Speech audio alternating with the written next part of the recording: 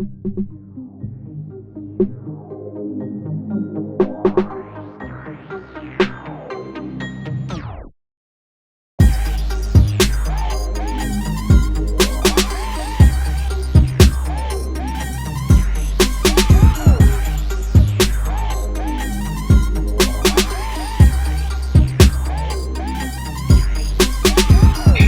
are now tuned in to the Cosmic Combos Podcast, your number one source for accurate, relevant, and thought-provoking astrological conversations in the podcast nation. The place where stars and minds align.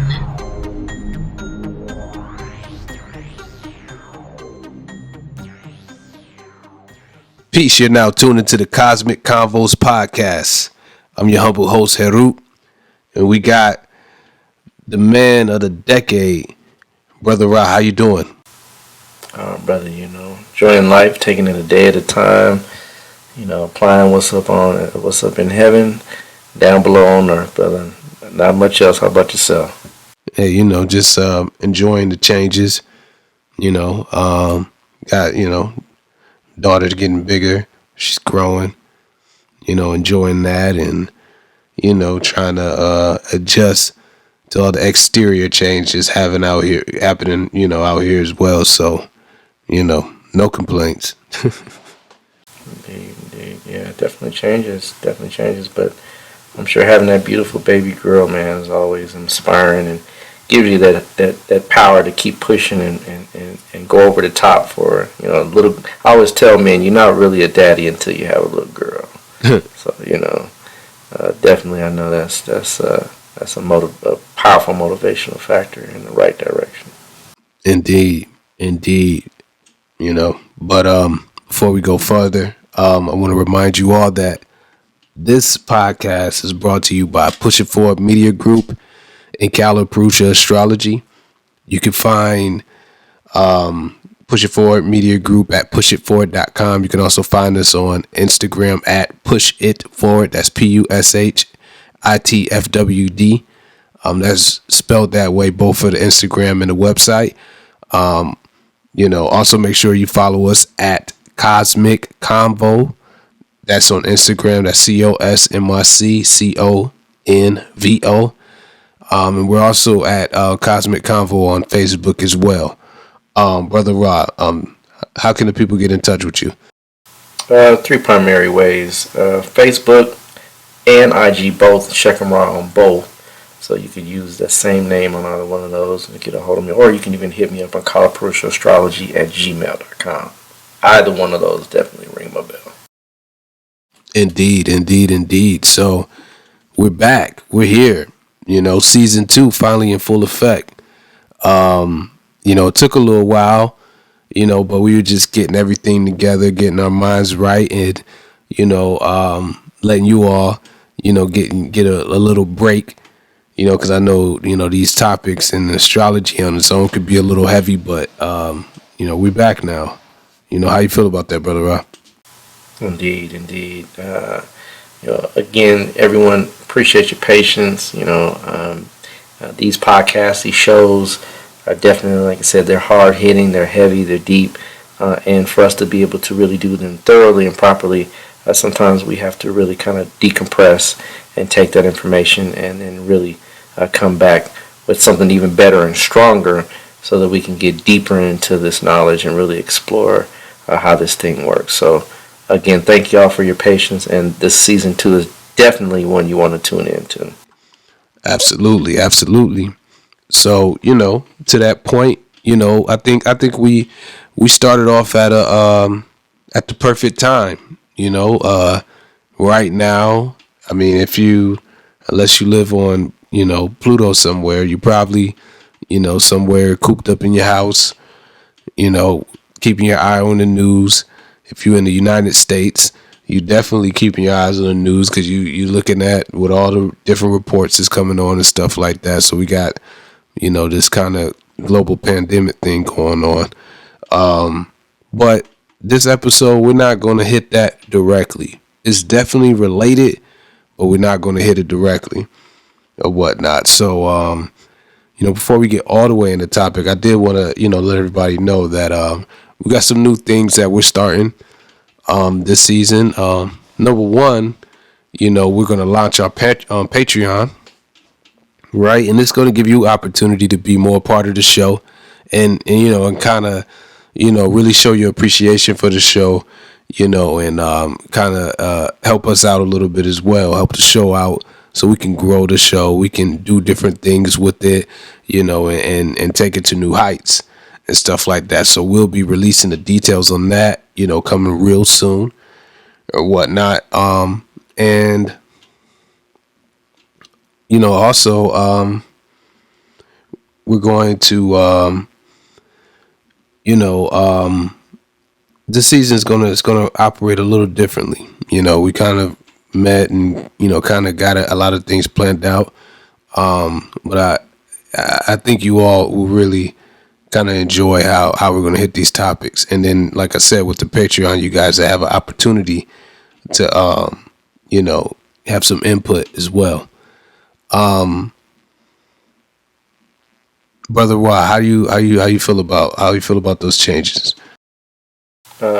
Change is always good, and the changes that we're implementing is to expand the show. It's really to grow the show. It's really to have it to where it's a show at some point that we may bring some of our listeners on and maybe even have conversations down the road.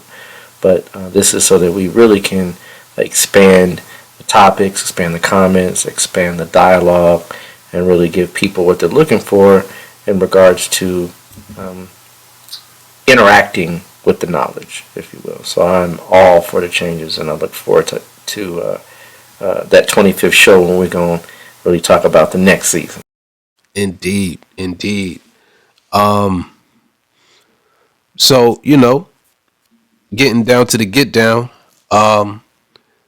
today's show, we're going to hit, this is one of the shows that we promised you last season. But I just think it's just a perfect time to hit it, and it's relevant to kind of what we're experiencing right now. But it's also a show that just reiterates the importance of knowing what time it is, right? So this is another one of those astrological ages show. And, we're going to talk about our current age, the age that we're in right now, the age of Pisces. And I guess, to start off, the first thing we want to do is, before we do that, Brother Rod, did we, and we had the Age of Aquarius show last season, but did we go into how an age is calculated or how long an age is, or did we give any details about that last season? I don't quite recall right offhand. We did go into it, but to kind of start off the show with understanding some general principles of astronomy, and all astrology, folks, is astronomy infused into human behavior. That's all it is. It's just how the planets move and work, and how they move and work within the context of human behavior, and how they affect human behavior, right?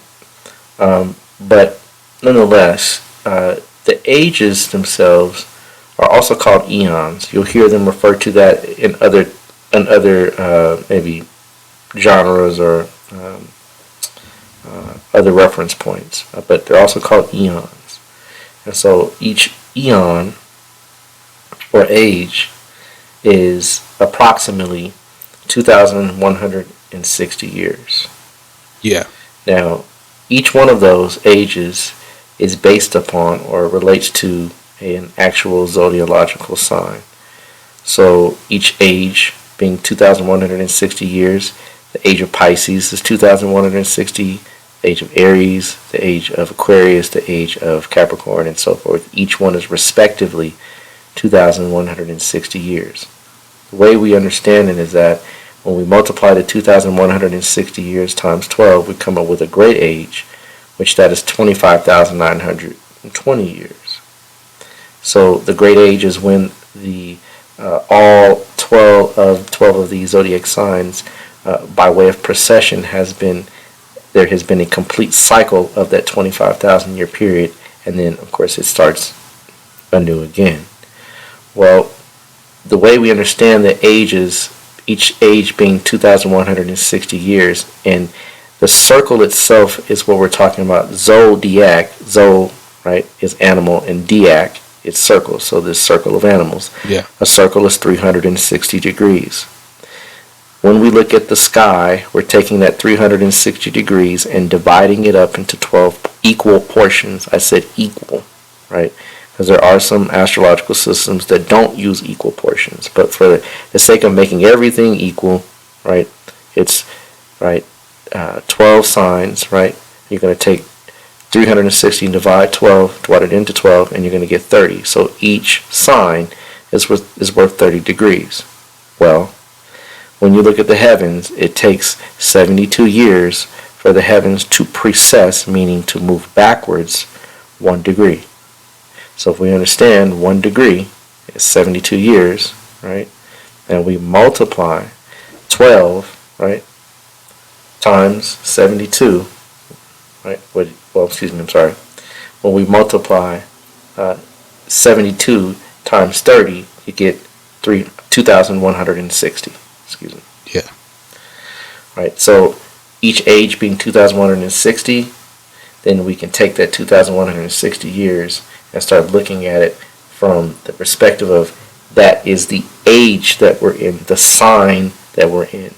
This is the energy that is over the globe. This is the energy that is underneath this, the undercurrent of what's going on.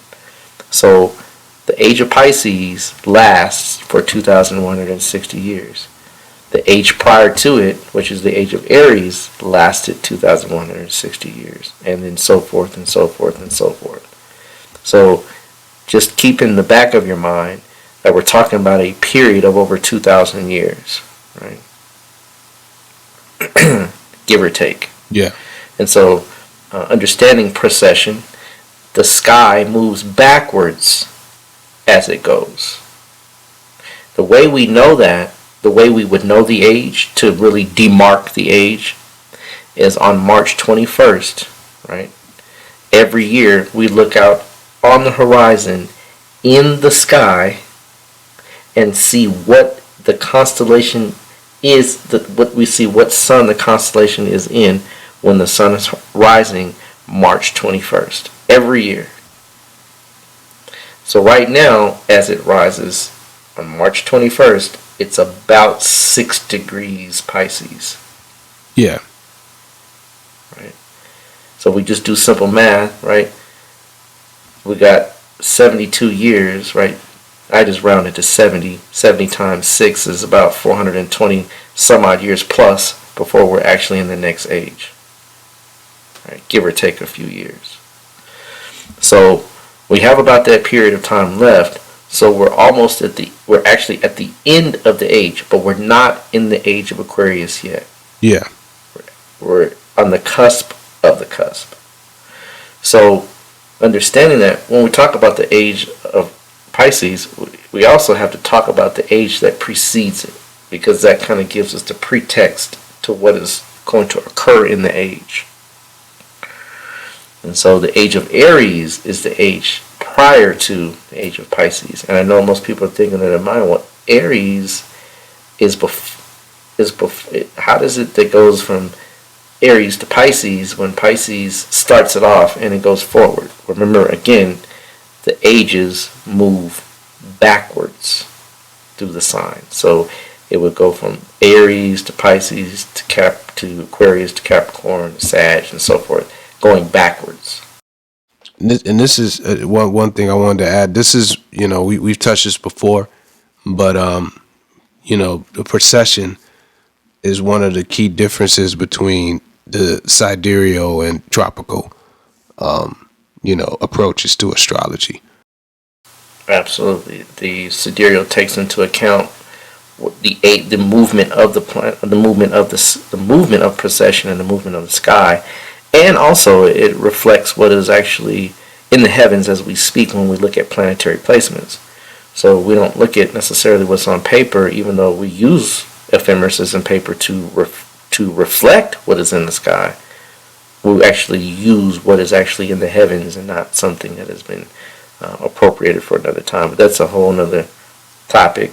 I'm sure at some point we may delve into. Nonetheless, absolutely, brother, this is based on sidereal astrology. That's the only way you can get an age, is by using sidereal astrology. Yeah. So, understanding these ages, the age of Aries, right? Aries is the sign of war, of conquering, of subduing, of pioneering, of moving into unknown territories, right? And so the age of Aries is just that, when, if we will, the Western man kind of was released from his tenure in the caves and hills, right? And so you begin to see at this age, during this age, just 2,160 year period, war is all around the globe. And so you see this conquering of peoples, this subduing, this overwhelming force of people that come out of nowhere and seemingly change how things are done, from a very spiritual outlook to one that's a very much more materialistic outlook.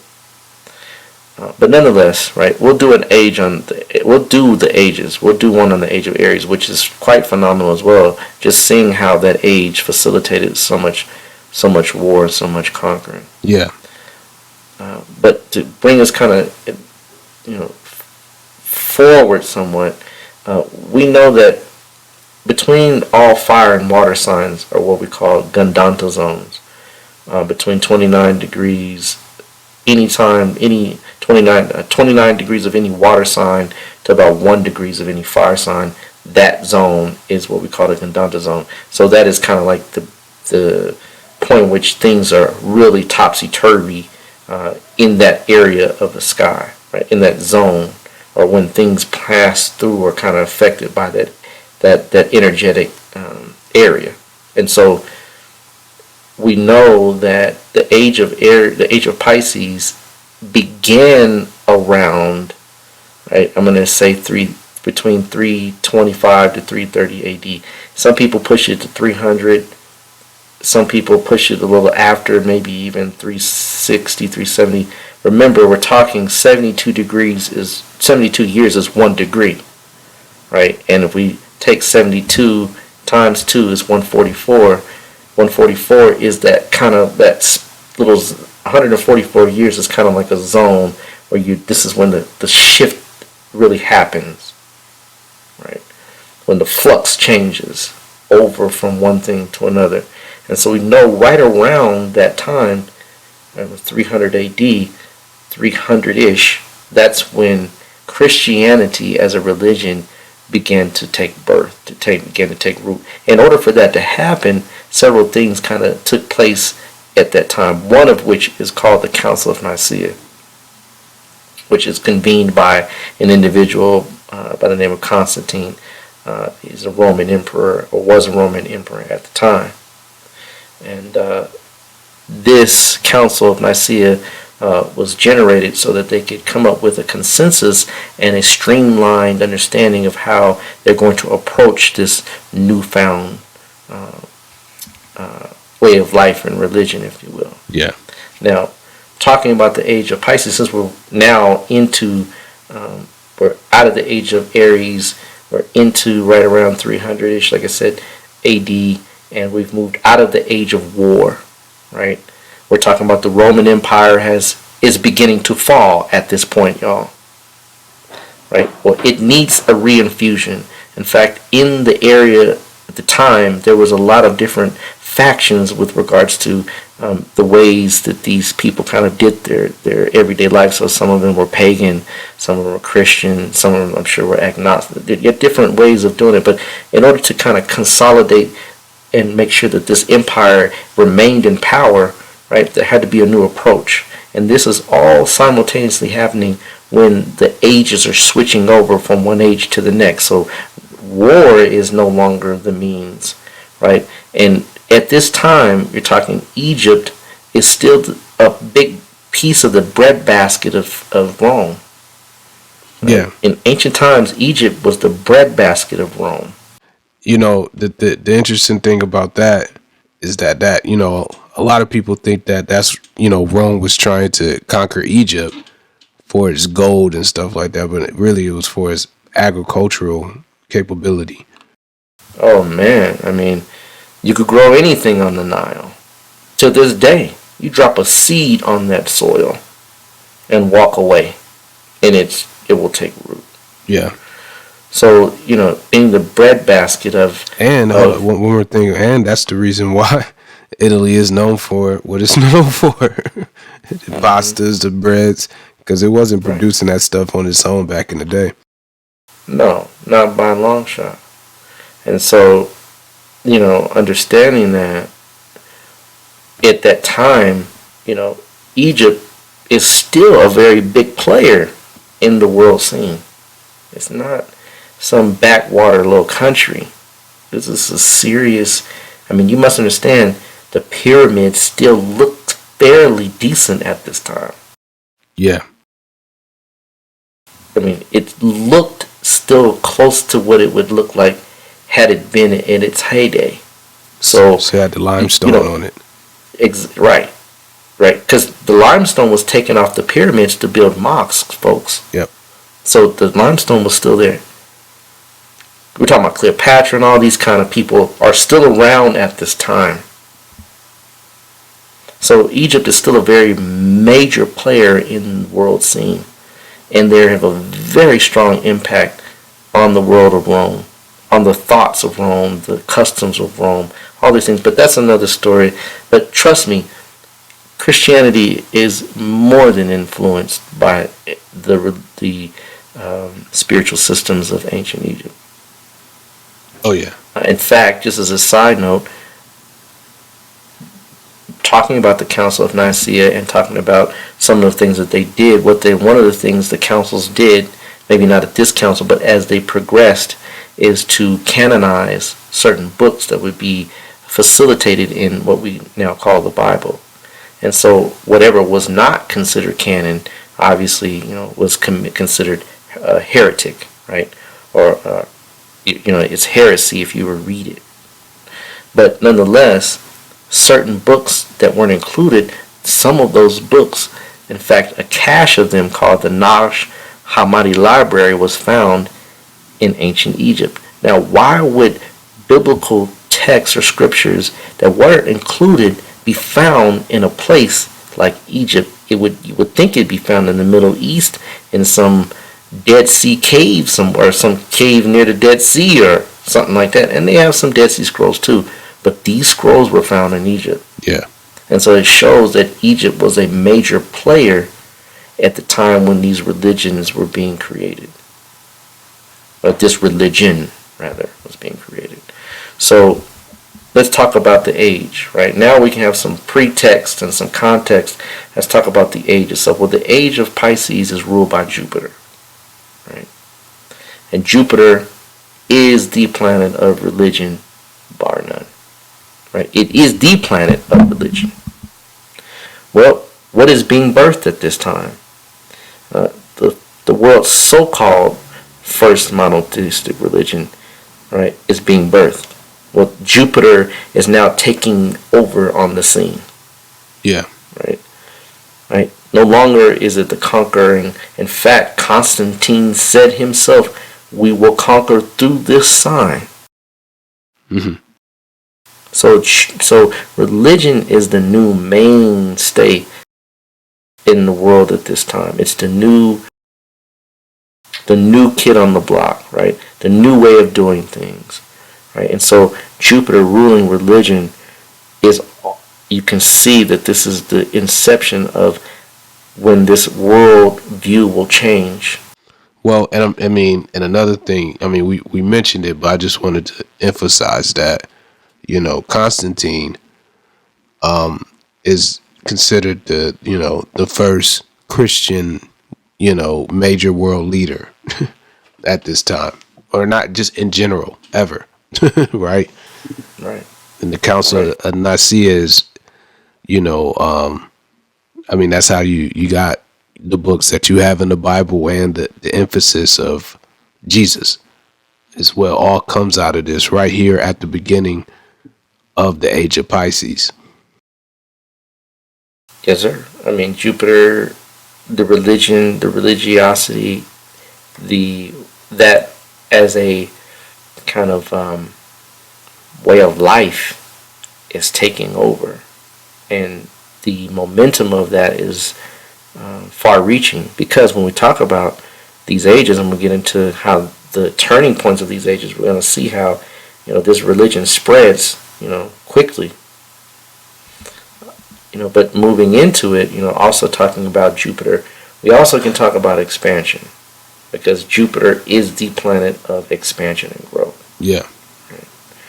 And so, really just giving some people some raw data to match, because when you look at astrology, it's right brain and it's left brain.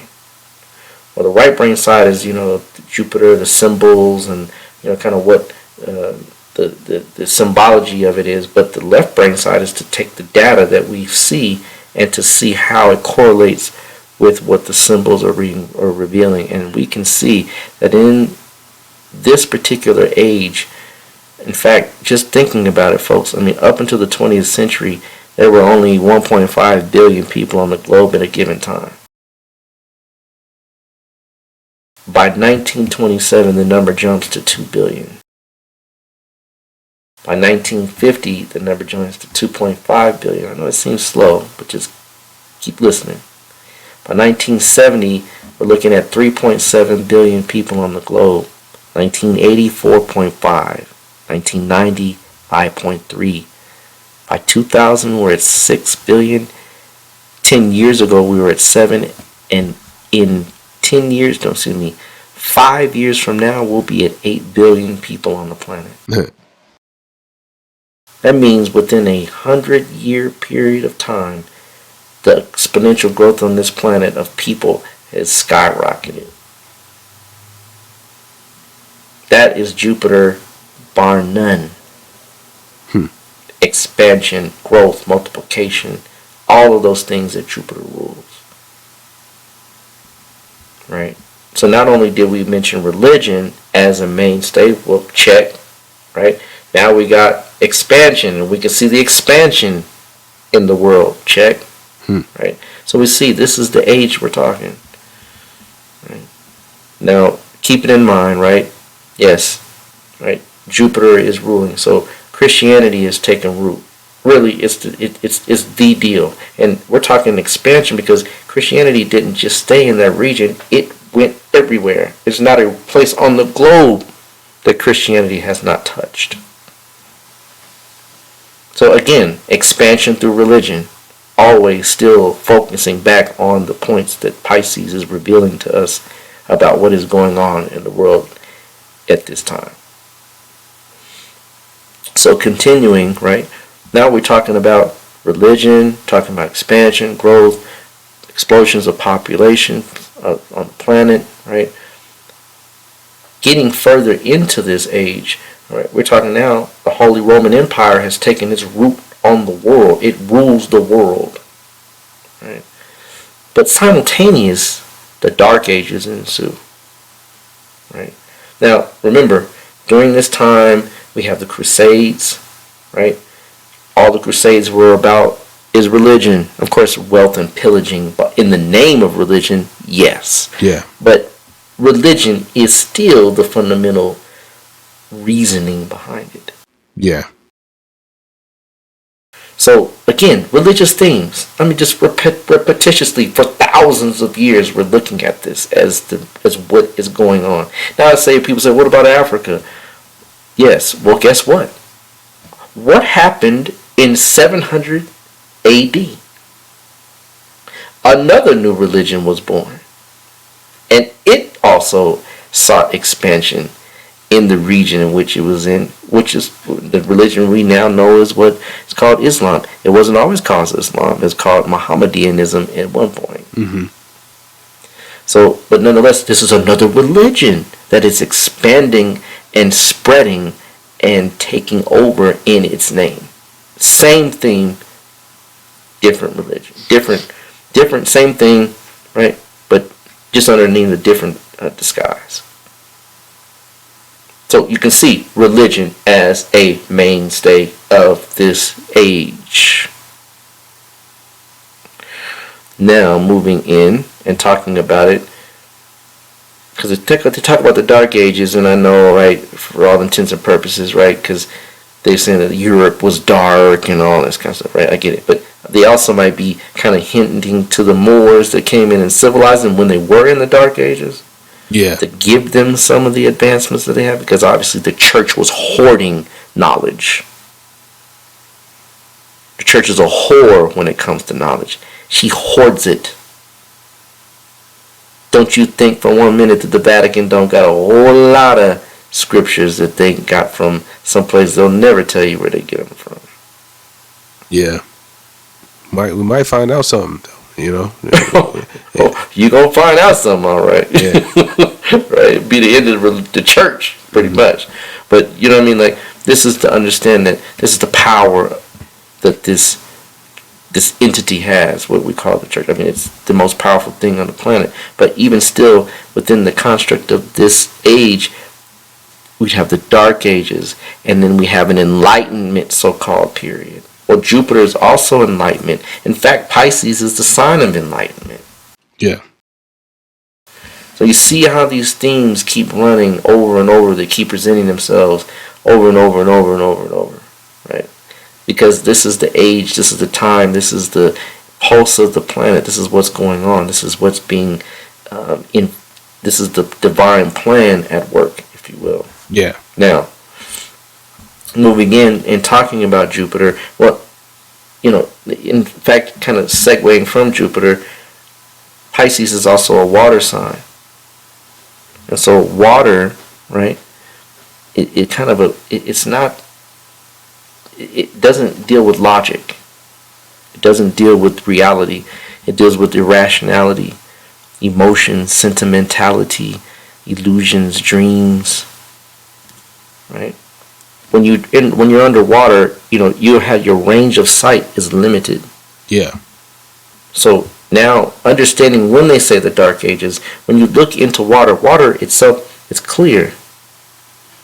You can't pick up water and it's blue. No. But when you look into the water, because the depth of the water, because the water obscures things, right? Then we can talk about the darkness that comes with, right, water. In fact, even in Chinese, right, thinking and TCM and Taoist thinking, water is also associated with ignorance, with youthfulness. Yep. 29 hexagram. There it is, exactly. So you're understanding that water universally is a symbol where you're not seeing properly. You're feeling, not seeing. And if you notice around, people don't operate, I mean, we're beginning to, because the age's powers are waning and there's a switching at hand. But still, most folks are still very sentimental when it comes to Jesus and Christianity and their belief systems. Science and the things that are advancing and the uncovering of the truths that have been hidden, obscured by water, obscured by religion, hidden by the powers that be. Yes, those things are bubbling up to the surface now. Indeed. I mean, and to that point, you know, I don't know about you, but I mean, it is, you know, like a little while ago, I was just kind of thinking about it, and it's kind of odd how pretty much every major culture across the globe has a hard time recovering their ancient traditions, right? Like everybody, even the one, like for black people, it makes sense, right? We were displaced, you know, brought to a whole nother, you know, totally cut from, so you can, there's some logic to that. But I'm talking about cultures that's essentially been in the same place for thousands of years. They don't even remember everything like that. So it's like we've gone through like this massive, you know, brainwash amnesia episode during this period of time. Oh yeah, no, absolutely. And the thing is that, you know, water is also memory, but the thing is that it's not Pisces doesn't facilitate that kind of energy where it's readily there. It's Pisces is vacuous. It's expansive. It's endless, right? And so, being that endless type of thing, when you have that type of energy overlaid, it creates kind of a mental fog, a mental sleep, because in fact, the 12th sign is connected to the 12th house, and the 12th house is sleep. Yeah. Right. It's being, and if you think about it, and especially from the black, I mean, we can say it from the black man's perspective, it's like we've been asleep for 2,000 years, it seems. Yeah. And we're waking up, and when you wake up, you crusty eye, you gotta brush your teeth, man, get you some water. It takes a while to acclimate to reality. Yeah. Right? But nonetheless, right? And great point, man, because that's exactly what we're experiencing, is just that amnesia type feeling where, what happened? Where are we? How did we get here? Right? And in fact, in India, there's one of the avatars of Vishnu was called Krishna. They have a city that's supposed to be connected to Krishna called Dwarpa. Well, Dwarpa was recorded. Well, they mentioned it in a book called the Mahabharata, which is a book about an ancient war that happened in India. But in there, the city named Dwarpa is supposedly, it disappeared. Well, they found the city, right? It literally is. It's a real city, and so it existed about 5,000 A.D. 5,000 before the Common Era. So we're talking quite old. But again, you would think that the people in India would still have that knowledge and access to it because it's right there off the coast. But the water covered it and obscured it, and it erased it from their memory. That's exactly what happened. And so, recovering that memory, uncovering those secrets, right? That's all Pisces stuff. But even talking about the sign, the symbol of Pisces, which are two fish swimming in opposite directions, well, kind of coinkadinkle that the sign for Christianity is what? The fish. The fish. Even got a radio station. See what I'm saying? Like, you just can't get any, like the symbol itself. The symbol was there before Christianity got here. Yeah. So, right, now we have an age that is even the religion, the theme of the sign and the religion they coincide. That just, you can't get any better. I mean, I know people say the Pope's hat looks like a fish. I've heard that before. I don't know if that necessarily is what was the intended idea, but it does look like a fish. A little bit.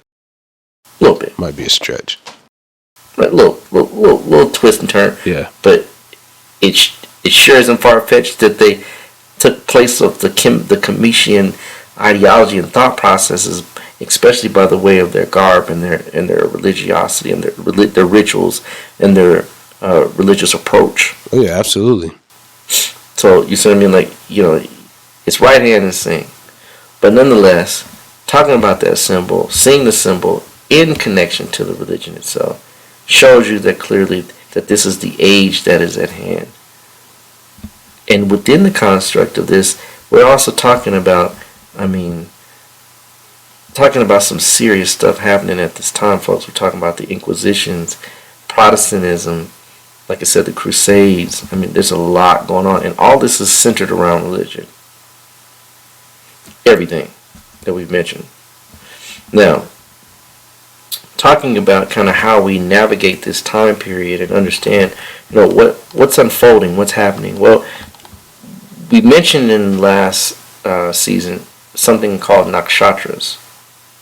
And nakshatras are the way we kind of delineate the signs and kind of separate the energies within each sign one from another. So not all Piscean energy runs the same. Not all Aryan energy runs the same. They have some different vectors within that energy construct. And so Pisces has 3 primary energy zones called nakshatras. One is called Ravati, the other is Uttara Bhadrapada, and the other is Purva Bhadrapada. And so those 3, right, are broken down, and each one of those is 13 degrees 20 minutes. 13 degrees 20 minutes of each one yields about 960 years for each cycle, or for each nakshatra. Yeah. So we can talk about like different zones or different activities within the age of Pisces. If that makes sense. Indeed. Right. So understanding this thing starts off with Ravati, right? And Ravati is ruled by the planet Mercury. So this is a portion of Pisces that is going to be mercurial in nature. When we say mercurial, meaning that Mercury is going to have influence on Piscean type themes. So remember we said it's ruled by Jupiter. So now we're talking about from 330 AD to 1250 AD, right? And to give you the quick math, right? From 330 AD to 1250 AD is 960 years.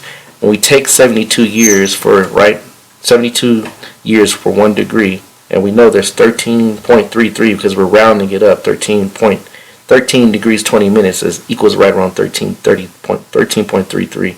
Multiply that as 72, that's how you get your 960 years per nakshatra. So from the year of 330 to right around 1250, we're talking about spreading the message of Christianity, globalizing the religion, increasingly refining and also proselytizing the message of Jesus Christ, right? From 330 to 1250. This is, and you can look in history and they will show you that they ran over Europe with this knowledge. This was the time that they were setting up shop within the different little small, what you would call peoples, Germanic peoples, Saxons and all these different, they were setting up the religion as the main reason and the main way of doing things. So from that period of time, proselytizing, and then we talk and we make a drastic turn right around 1250 AD. Well, guess what? In history, right, this is when the Inquisitions begin. Yeah. And the Inquisitions is another twist, right, within the religious context. So we said that Ravati, which is from 330 AD to 1250 AD, which is ruled by Mercury or co-ruled by Mercury. Now we're in the Uttara Bhadrapada phase or nakshatra of Pisces from 1250 AD to 2250 AD. So we're still in that Uttara Bhadrapada phase. And this portion of Pisces is ruled by Saturn. Yeah. So Saturn deals with morbidity, right? Fearfulness, brutality, cruelty, harshness, insensitivity, right? All the things that could come out. First of all, with the jump off with the Inquisitions, which really started right between from 1184 to right around 1250. That's when it really got kicking off, and 1250 the party was started. We're talking Saturn is now in play within the context of religiosity, right? Yeah. So this is, and I mean, folks, you want to talk about how history can show you some very horrendous things. Look at the Inquisitions. I mean, they did some pretty graphic things. They probably got ready to, that's where they got slavery pretty much, right? We can do this, right, before we even get started. Yeah. Type deal. Right? But they brutal tortures, brutal stuff you don't even wish you'd even be repeating. It's just that brutal. Taking things that you wouldn't even think about doing things with and torturing you with them. Yeah. Witch hunts, and this is all from heresy. This is all because some people didn't want to practice Christianity the way the Catholic Church prescribed. I mean, you can look it up. That was the whole justification. I mean, of course, we know they had other, reasons for what they, did with slavery. But, as far as when they got permission from the Pope, the Bible, Christianity was used to give that permission. Yeah. It's like a sleep at night. You They can sleep at night. All these heathens. Right? So, and again, I mean, perfect example, because slavery, which is the next major significator or revealer of the age, right? Because we're looking for things that will reveal something that would match or connect to this particular portion of time. So between 1250, think about it, between 1250 to 1400s, it's only 150 to 200 years. 1400s, 1492 is when the party gets started. January 1st, 1492 to be exact, when they removed the Moors from Europe. And then shortly thereafter, here comes your good old boy, Christopher Columbus. Cristobal Colon. Right? And so he's on the scene. Of course, that's a whole, we know that's not true the way they portray it, but just use him as an example. He goes over and he meets some people that he thinks are so-called Indians, and he says, well, I'm going to just go on and put you up on game. Welcome to Jesus, right? And you give me the gold, I'll give you Jesus, right? And then the rest is history, right? So, you see me? But it's still under a religious what? Theme. Yep. Not only to mention, because when we talked about the water sign, is a water sign. So, right, this religion is being expanded, Jupiter, through what? Water. Yep. Seafaring. Seafaring. All Piscean themes. Christopher Columbus in 1492 sailed the ocean blue. Right? See what I mean? Yeah. So you see what I mean? Like, this is not, when we start seeing the patterns of history, it's really phenomenal to see how astrology is the undergirding thing that is the bedrock from where these things grow from. Yeah. It's the soil from which they spring. Right? So Saturn is there. Saturn, 1492.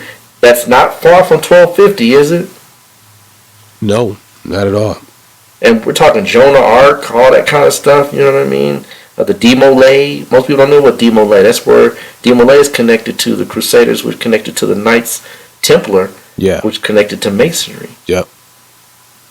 So, I mean, you see how this is all interwoven. But you don't really get this in school. This is the real stuff they should have been teaching us in school, right? Yeah. So, understanding that Saturn is the real catalyst in this, right? He's the one that's activating the Jupiterian energy. That's how you read nakshatras. So Saturn is now putting its twist on it, and Saturn, remember, it brings morbidity, coldness, and fear, but it also brings slavery. Yeah. And so 1492, 1400s, 1500s, 1600s, 1700s, 1800s, 1900s.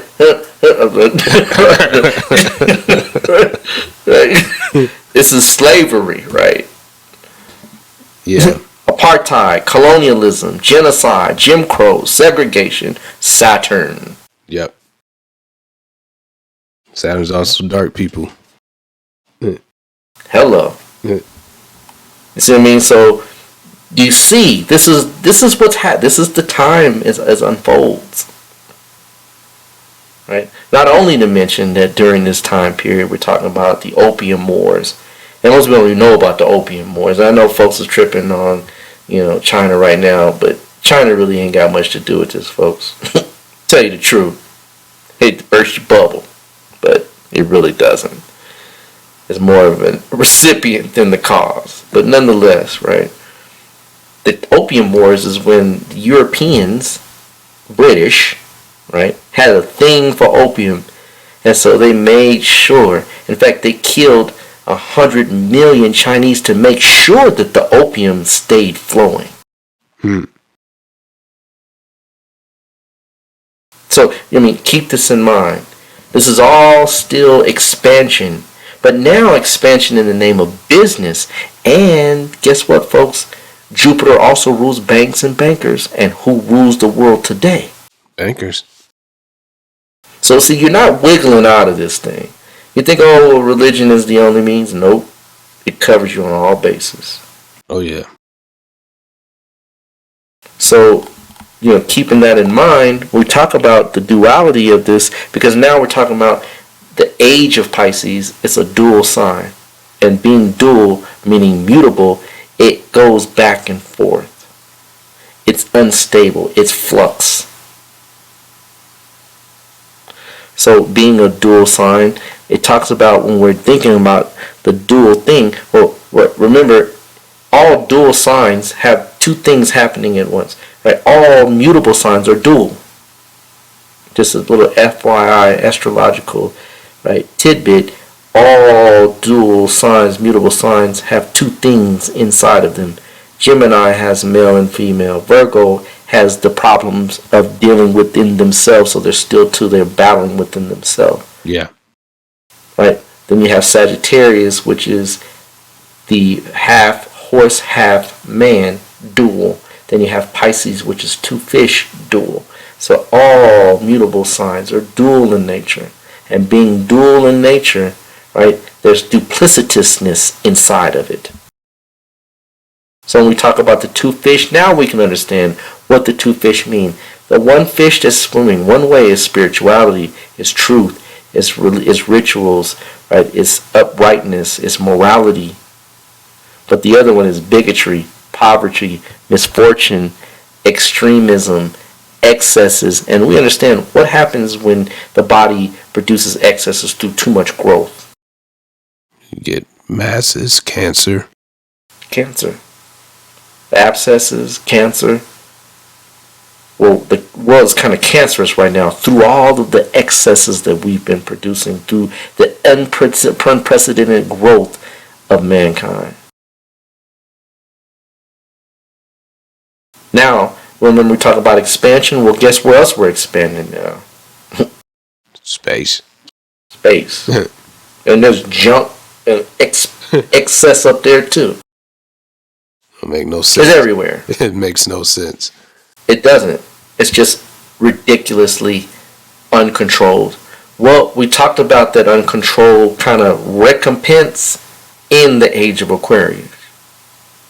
So now we see why the Age of Aquarius has to happen. It's just too much. Right? And understanding this and understanding the age and how things are working, right? Considering for all intents and purposes, the way we're headed is like we're blindly walking into some cliff we don't even think is there, but we know it's there. That's hypocritical. It's like saying, yeah, I know it's there, but I don't really care. Yeah. Whatever. Yeah, whatever. We all gotta die someday, right? It's that kind of inevitable, oh well, energy. And that is the Saturnian twist on this Piscean energy. It's the doubtfulness of what we really know to be true. We know that this world is a mess. We know we know the law should be recycling. The law should be you have to recycle. It shouldn't even be an option. It shouldn't be an option to recycle to save the planet. That shouldn't be an option. So it seems like this is showing that these ages are there to bring the maturity to man so that he understands the value of what he has and who he is and all kinds of other things. But it's a cathartic process. Yeah. The 12th sign, being like the 12th house, connects to sleep, but it also connects to debt. It connects to imprisonment. So, slavery didn't stop. It just changed shape. Yeah. And so the new slave is the new prisoner. The new prisoner is the new slave. Slave ships in the middle of nowhere. Why is the population of the system primarily African American and Latino men? This is not an accident. This is not happenstance because we're people are less intelligent or more intelligent.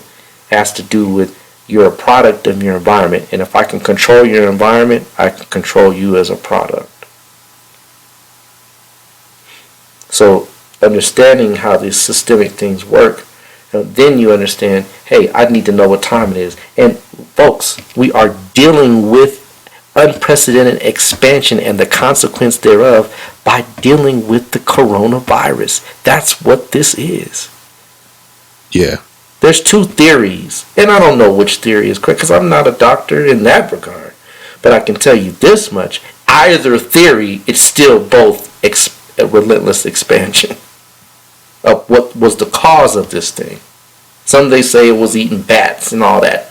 I don't know if that's true. But let's say for devil's advocate's sake it is. It's still expansion and growth beyond your ring past not. See, understanding that Ma'at, which is also representative of Jupiter, also connects to Pisces. Yeah. Right? Understands that there's a law and there's consequences to the violation of that law. Which when you expand beyond your ring past not, you might get a little something called a wake-up call. Yeah. But that's what we're dealing with. And it's because one country can traverse to another country without any type of checks or balances, and now we have a whole system that's inculcated into expansion and growth, and nothing can stop it. Nothing, you can't stop it. So something will stop it. It's called the Age of Aquarius. Yeah. All the checks and balances is waiting on you. But you see what I mean? This is how we begin to understand the ages and how they unfold. And this is what we're dealing with as we speak.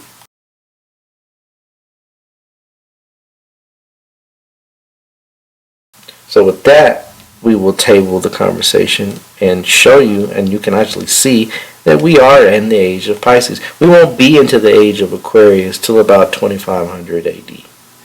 Yeah. So we've got a little bit to go. We're in the cusp on the cusp, right? About 2250 will be actually in the 3-degree zone, which you really will. It will look and feel more like the age of Aquarius, but it still won't technically be there until we cross the 2500 year mark. Give or take, like I said, a few. I know some folks are so technically oriented. Well, what's the exact year? I can give you the exact year. In fact, I think I gave it to the folks last when we did the show on the Age of Aquarius. So if you want to know the exact year, you got to go back and listen to that show. Right? I think maybe around like 312. You might be right. Yeah. Yeah. But, understanding that these ages are very real. The pulse of the planet is very real. The consequences of not understanding what's going on is very real. And so when you're seeing this, and this is the knowledge that was bequeathed to us and how we ruled for so long. Remember, America is only 250 years old. There's civilizations that have ruled for 4,000 to 5,000 years, which have seen repetitious. And that's conservative. Yeah, that's very conservative, right? So I mean, this is a drop in the bucket, y'all, as far as what we're seeing, as far as the world is concerned. But this is a time where, yes, we have never seen this much growth, never seen this much expansion, and never seen this much interaction globally at any given time. So with that type of atmosphere and world we live in, yeah, it doesn't take much to shake and rattle, things like it's like what's happening right now. And if we're not careful, this is just a precursor of something that really can shift, and change things in a much more drastic way. So hopefully, folks, we take this serious and we really do grab the bull by the horns and knock this out. Indeed, indeed, indeed. So, as we wrap this up, I want to remind you all that, this episode was brought to you by Pushing Forward Media Group and Calipusha Astrology. Make sure you follow us on all platforms. We're at Instagram at Cosmic Convo. We're at Facebook at Cosmic Convos as well. And we're on all platforms except Tidal. So we work we working on that, but we're on every other, podcasting platform out there, including YouTube. So, go check us out, like, share, get other people to listen.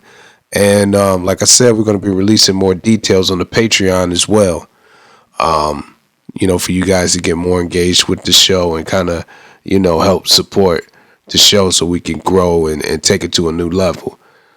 Brother Rod, do you got anything that you want to, give to the people before we check out? Yeah, definitely. So I've been pretty busy just trying to really get these classes out to the people.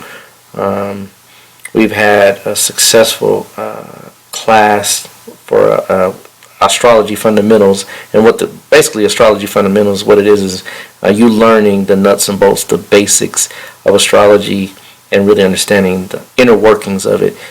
Astrologers, they can wow you with a lot of different things and different techniques and stuff like that, but none of them can hold a candle to someone that holds a great deal of knowledge with regards to the fundamentals, because that's really where you do understand how and why things manifest. And so that has happened. Astrology fundamentals level 1 was completed, and we are on level 2. So if you're interested, definitely hit me up. Either one of those avenues, either via IG, Facebook, or through Gmail. Get at me. We're doing level 2, and so level 2 will be in full swing until July 5th, right around July, and that will be the end of the semester. And then the next semester will pick up right in August, and then we'll carry that right into the holidays, right around Thanksgiving. So it takes about a good year to a year and a half, folks, to really get the nuts and bolts of astrology, to be comfortable and to be fluid enough to really do it properly. You can't learn it in a couple of months. You can't learn it in a couple of... I even still learn to this day, and anyone that tells you they've mastered astrology is giving them a really special look, because you can't master it in one lifetime. Yeah. That's how vast it is. So I take people, give you the basics, give you the real strong foundation, and then that's where you as an individual become an astrologer, and then you take on those very specific techniques and things that you want to do and learn and master and so forth. And so I am offering those classes. Again, we have level 1, we have level 2, and level 3. And if you're interested, again, hit me up. Definitely let me know, and I will shoot you a kite and let you know about how to join and how much it is, and how we facilitate the courses. Indeed. Also, I wanted to let y'all know that I know I've been talking about the short films and stuff like that. So finally dropped Ninth Lord Films. That's the film arm of Push It Forward Media Group. And, we got a short film coming up, and it's in the post-production stage right now. And maybe I'll post, the logo, for the film company, and see if y'all can figure out, A, what's the ninth lord of my chart? 'Cause that's what's driving the whole name and everything. And B, what nakshatra is falling in, because the logo has a lot of astrological symbology in it. So, maybe we'll put something out there for that. Indeed. And on another note, hit Brother Rob for the consultations as well. We're in a very key time. A lot of things are changing, and you want to be informed. You want to make informed decisions. And astrology is one of those tools that helps you do that. I do it. Brother Ra uses it. And you want to know what time you're in, and how to move accordingly. Because it's going to be key moving forward, without a doubt. Oh, indeed. I mean, if you have investments, if you're trying to buy a house, if you're thinking about moving to another place, if you think about getting married, if you're thinking about having children, if you have children and want to know what the best way is to guide your child, where to put your child, what's your child's gifts, attributes, and proclivities and talents, all those things can be revealed. But in fact, this is a very crucial time. You do want to know what's going on in your life spiritually and psychologically speaking. So definitely hit me up. Let me know. My rates can be easily disseminated. In fact, hit me up. And there's a special I got going on right now because classes are starting. I'm trying to kind of bring the people that I do readings over on into the classes so that they can begin to read for themselves and to kind of navigate their own charts. So if you're interested, if you do get a chart reading, you do get a discount on the classes. That's another thing to keep in mind as well. So definitely hit me up if you're interested. Indeed, indeed. So, with all that being said, thank you all for tuning in to episode 1 of season 2. We got a lot of, great episodes, a lot of great, information and stuff like that to share with you this season. So definitely stay tuned in, and stay safe out there. Make sure you build your immunity up. Don't get caught up in the hype of, all the fear and everything like that. Don't let the news and everybody scare you. Stay peaceful. And we'll, be right here, same place next week. All right. Peace. Peace.